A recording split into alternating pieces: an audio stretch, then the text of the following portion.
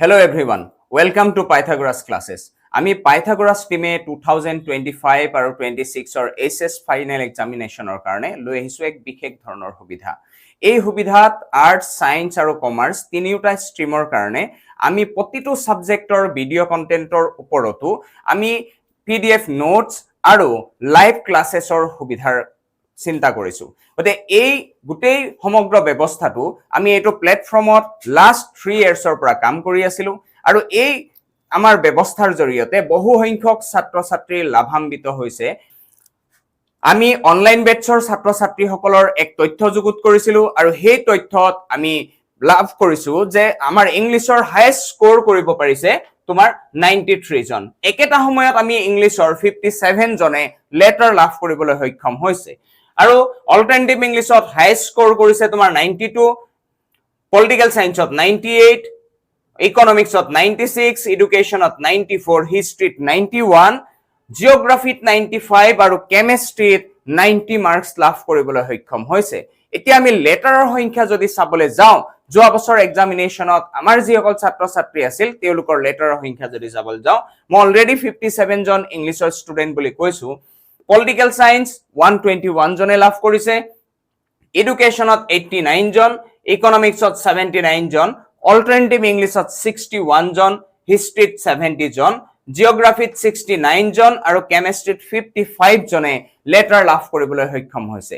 গতিকে আমি ভাবিছো বা আমাৰ হেতু কনফিডেন্স আছে যদি এতিয়া যিসকল ছাত্ৰ ছাত্ৰী এইচএছ এক্সামিনেশ্যনত উপনীত হ'ব তেওঁলোক আমাৰ লগত কানেক্ট হলে ইয়াতকৈ অত্যধিক এক সুফল লাভ কৰিবলৈ সক্ষম হ'ব। আৰু আমি ইয়াৰ উপৰিও আমি এই বছৰ ফ্ৰিকুৱেন্ট লাইভ ক্লাছেছৰ ব্যৱস্থা কৰিম বুলি ভাবিছো আৰু এই লাইভ ক্লাছেছৰ জৰিয়তে ইন্টাৰেকশ্যন কৰিবলৈ আমাৰ লগত এক বিশেষ প্লেটফৰ্ম লাভ কৰিব ছাত্ৰ ছাত্ৰীয়ে। গতিকে আমি ইন্টাৰেকশ্যনৰ থ্ৰু দি ছাত্ৰ ছাত্ৰীৰ যিখিনি আমাৰ অসুবিধা তেওঁলোকে ফেচ কৰিব সেই অসুবিধাসমূহ আমি তাতে সলভ কৰিবলৈ চেষ্টা কৰিম। তাৰ উপৰিও আৰু এটা বস্তু আমি বৰ বিশেষ ধৰণে চাম বুলি ভাবিছো, এইবাৰ আমি ষ্ট্ৰিক্ট মনিটৰিঙৰ ব্যৱস্থা কৰিম বুলি ভাবিছো যে ষ্টুডেণ্ট গৰাকীয়ে কেনে ধৰণে পঢ়ি আছে, কেনেকুৱা এক বিশেষ ধৰণৰ এক সিগনিফিকেন্ট প্ৰটোকল মেইনটেইন কৰিলে পূৰ্বতকৈ বেছি নম্বৰ লাভ কৰিবলৈ সক্ষম হ'ব। এই ধৰণৰ এক বিশেষ দৃষ্টিভংগীৰে আমি এই বছৰ অহা বছৰ আমাৰ যিটো এক্সাম হ'ব তাত আমি ছাত্ৰ ছাত্ৰীসকলক উপনীত কৰিবলৈ সাজু হৈছো। আমাৰ সমুখ যিসকল টিম মেম্বাৰ আছে আমি সকলোৱে এই ক্ষেত্ৰত অত্যধিক অগ্ৰগতি লাভ কৰিবৰ কাৰণে আমি চেষ্টা কৰিম বুলি আশা কৰিছো। এতিয়া আহো মূল বিষয় পলিটিকেল সায়েন্সৰ কথা।